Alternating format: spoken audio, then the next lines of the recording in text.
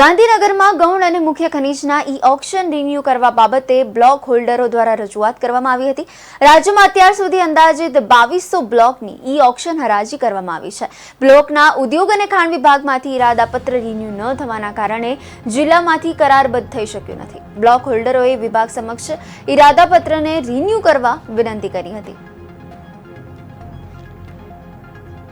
કે સરકારે આજથી 2017ની સાલમાં એમ કે નવી ગાઈડલાઈન મુજબ ખનિજ સંપત્તિની હરાજી ઈ-ઓક્શન દ્વારા કરવામાં આવેલી અને જેમાં આદિવાસીઓને રૂપાણી સરકાર વખતે પહેલી એમ કે આદિવાસીઓને એના માલિક બનાવેલા આપણે પછી ત્યાર પછી અમે જમીન ગેરવે મૂકીને આવું તેવું કરીને અમે એ બ્લોક હરાજીમાં રાખેલા।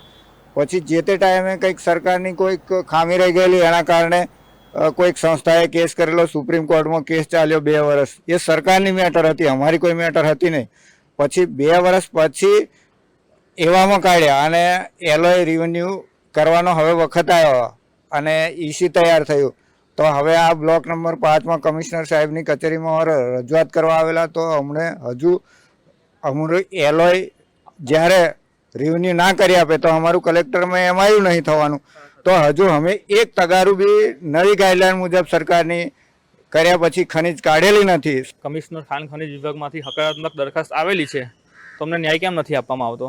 તો અમારે જે પેન્ડિંગ છે એલઓઆઈ આપણે ઇરાદાપત્ર જે પેન્ડિંગ છે સત્વરે અમારે નિકાલ કરવામાં આવે તો અમે અમારું જે તે જિલ્લામાંથી કરારખત થઈ શકે અને કરારખત થવાથી સરકારની તિજોરીને પણ રોયલ્ટીનું આવકનું કરોડો રૂપિયાનું આવક થવાની છે અને અમારા જે આ બધા જે લોકો આવેલા છે એમને રોજગારીનું સાધન મળી રહેવાનું છે અને એમને આટલા વર્ષોથી 5 વર્ષથી જે બ્લોકો લીધેલા છે અને આટલા સમયની રાહ જોઈને એમને ન્યાય મળશે।